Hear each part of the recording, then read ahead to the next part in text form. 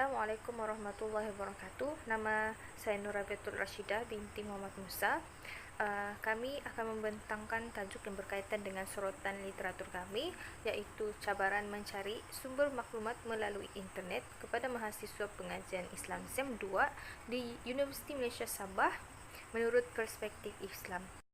Berdasarkan tajuk, terdapat dua objektif kajian, iaitu yang pertama, mengkaji cabaran mencari sumber maklumat melalui internet kepada mahasiswa pengajian Islam SEM 2 di Universiti Malaysia Sabah menurut perspektif Islam, dan yang kedua, mengenal pasti langkah-langkah yang efektif dalam mencari sumber maklumat melalui internet kepada mahasiswa pengajian Islam SEM 2 di Universiti Malaysia Sabah menurut perspektif Islam. Cabaran dalam mencari sumber maklumat melalui internet adalah menurut Baharudin ETAL 2003. Maklumat yang terdapat dalam internet secara meluas perlu disemak akan kesahihannya sebelum dapat digunakan sebagai sumber rujukan.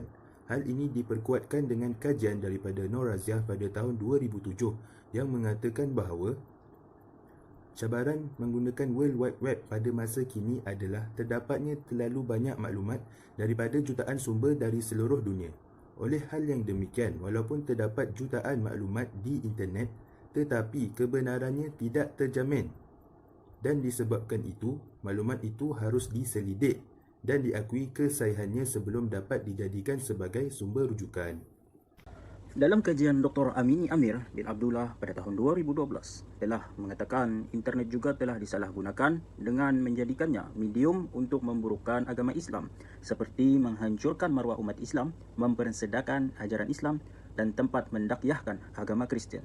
Banyak laman web yang menggantikan peranan para orientalis untuk mengelirukan dan merosakkan pemikiran umat Islam, dan ada juga yang mewujudkan surah-surah palsu di dalam Al-Quran yang berniat jahat untuk mencelarukan pemikiran umat Islam.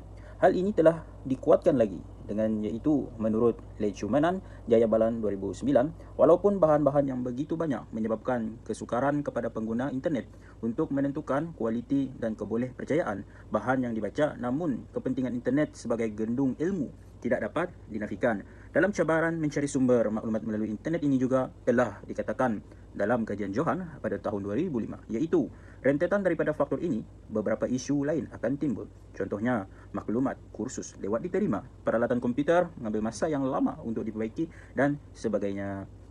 Okay, terima kasih.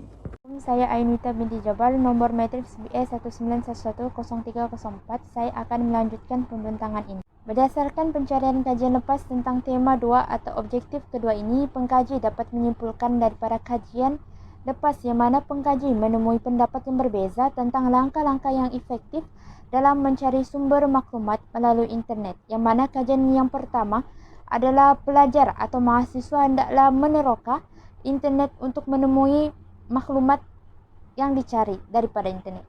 Kajian lepas kedua dan ketiga lebih kurang sama pendapatnya, yang mana mengatakan bahawa pelajar hendaklah menelaah dengan teliti alamat URL dan kandungan daripada hasil carian agar pelajar atau mahasiswa dapat menemui maklumat yang dicari dengan mudah. Sekian sahaja daripada saya. Terima kasih. Seterusnya daripada Muhammad Nur Hadi, Muhammad Yusuf dan Zurina Tahir pada tahun 2017 menunjukkan di dalam kajian mereka menyebut bahawa langkah-langkah efektif mencari sumber maklumat melalui internet adalah dengan mempunyai kemahiran, iaitu yang membolehkan individu mengenal pasti keperluan maklumat, memformulasikan persoalan berdasarkan keperluan maklumat, menjana strategi pencarian dan mengakses, menilai, menggunakan, mengorganisasi maklumat serta boleh mempersembah atau menyampaikan maklumat.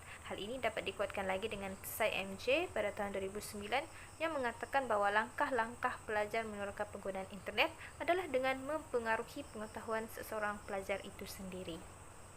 Sebagai akhir penutup kata, pengkaji telah mengkaji kajian lepas yang berkaitan dengan tajuk kajian, iaitu cabaran mencari sumber maklumat melalui internet dan langkah-langkah yang efektif dalam mencari sumber maklumat melalui internet kepada mahasiswa. Oleh hal yang demikian, ianya dapat membantu mengembangkan idea-idea dan menjana teori-teori baru. Bukan itu sahaja, kajian pengkaji belum banyak yang dikaji yang berkaitan dengan revolusi 4.0. Maka cabaran mencari sumber maklumat melalui internet kepada mahasiswa pengajian Islam SEM 2 di Universiti Malaysia Sabah menurut perspektif Islam dibuat sebagai kajian baru. Itu sahaja daripada kami. Sekian, terima kasih.